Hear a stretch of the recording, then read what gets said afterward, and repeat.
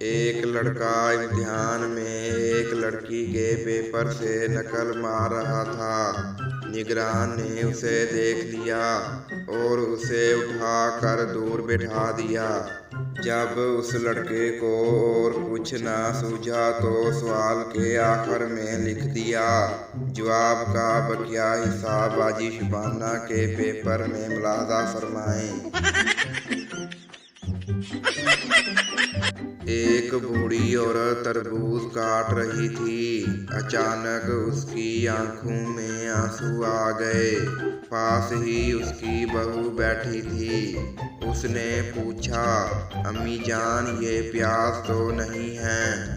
پھر آپ کی آنکھوں میں آنسو کیوں آ گئے؟ بوڑھی عورت نے جواب دیا کہ میں جب بھی بڑے تربوز پر ہاتھ پھیرتی ہوں تو حاجی صاحب کی ٹینڈ یاد آ جاتی ہے۔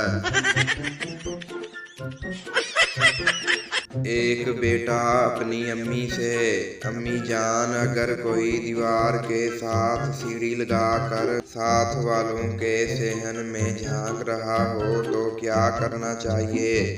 امی غصے سے بولی، کتنی بری بات ہے، تم اگر کسی کو ایسا کرتے دیکھو تو فوراً سیڑھی کھینچ لینا۔ بیٹا، امی جان میں نے ایسا ہی کیا تو ابو نیچے گر گئے، چل کر انہیں اٹھا لیں۔ ایک بوڑھی عورت نے 10 پولیس والوں کی دعوت کی۔ انسپکٹر، اماں جی یہ کھانا کس خوشی میں ہے؟ بوڑھی عورت بولی، میں نے دعا مانگی تھی کہ جب میرا گھر بن جائے گا تو 10 حرامزادوں کی دعوت کروں گی، اس لیے میں نے تم لوگوں کی دعوت کی ہے۔ انسپکٹر ہنستے ہوئے بولا، اماں جی اتنا تکلف کرنے کی کیا ضرورت تھی، وابڈا والا ایک ہی کافی تھا۔